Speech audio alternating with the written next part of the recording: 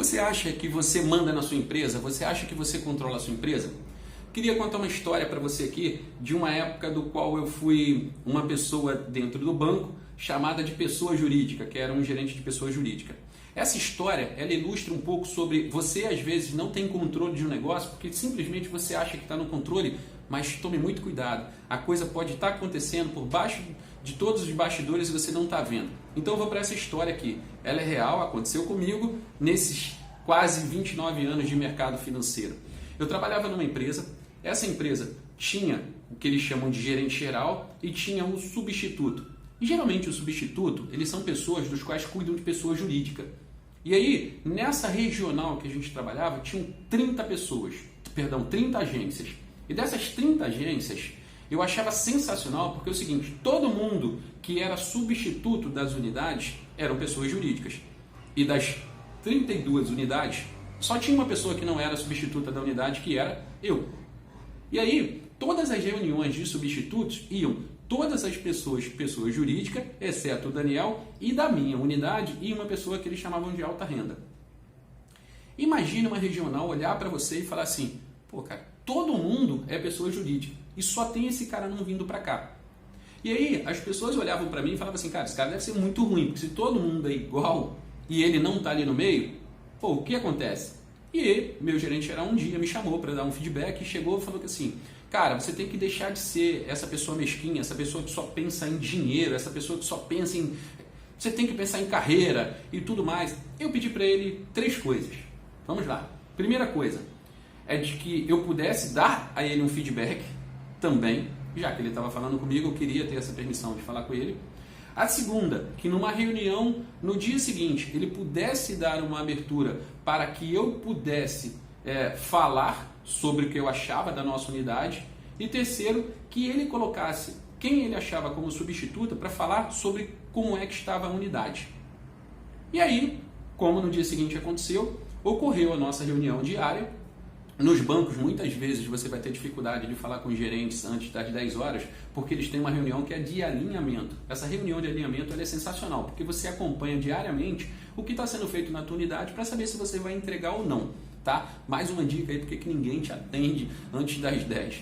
Mas, bom, e começamos no dia seguinte, ele começou a nossa reunião. A nossa agência tinha 60 funcionários, era uma agência bem grande, e nessa reunião ele começou a falar e eu, calado, como sempre, ficava, só falava se ele me permitisse, né? Que essa é um pouco da regra que acontece muito nos bancos, aquela época antiga, né? Que a pessoa só podia falar quando era de fato chamado. E ele começou a falar e ninguém respeitando, 60 pessoas numa sala, você sabe, complicado pra caramba poder estar falando. Ele olhando pra minha cara e eu quieto. Só que ele, de uma forma mais assertiva, deu um grito, todo mundo parou, ele começou a falar, pô, que não podia, que aquilo era uma falta de respeito.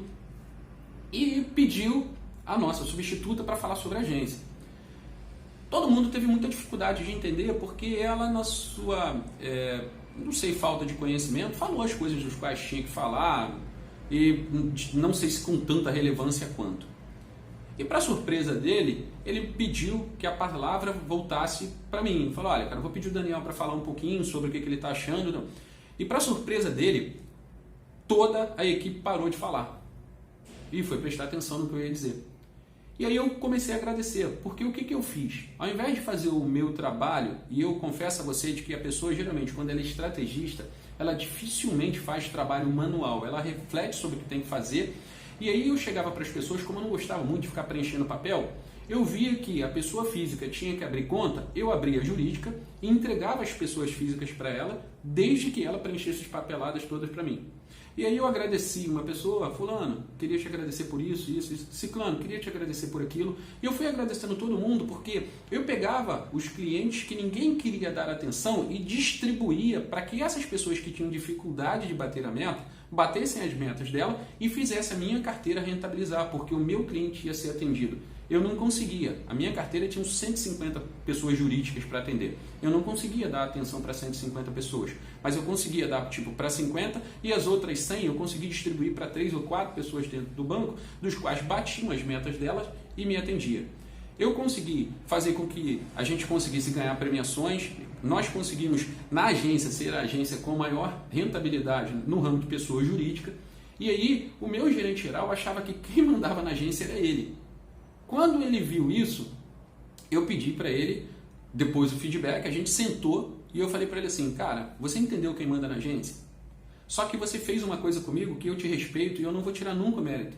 São 32 unidades. Das 32 unidades, eu sou o único que não vai para a reunião, eu sou o único que na regional deve ser visto como o pior PJ, por quê? Porque simplesmente ninguém tem pessoa de alta renda na reunião e você tirou esse negócio de mim. Mas eu não quero que você brigue dentro da sua unidade. Aliás, eu não quero que você brigue na minha unidade. E por que eu estou contando essa história para você até um pouco mais longa? É para você começar a prestar atenção, porque às vezes você acha que você manda na sua empresa, quando na verdade você é um mero coadjuvante. Lembre-se que nós temos 3 personagens. Nós temos o protagonista, nós temos o coadjuvante e o antagonista. Na vida, em qualquer coisa, nós somos um dos 3. Se eu estou dentro da casa de uma pessoa, eu sou o coadjuvante. Não quero ser nunca o protagonista. Mas na sua empresa, você deve ter muitos antagonistas e você não está prestando atenção nisso. Tome muito cuidado. Sua empresa pode não estar rodando porque você se acha dono, quando na verdade você é um mero coadjuvante. É simples, gratuito e inteligente. Vem com a gente.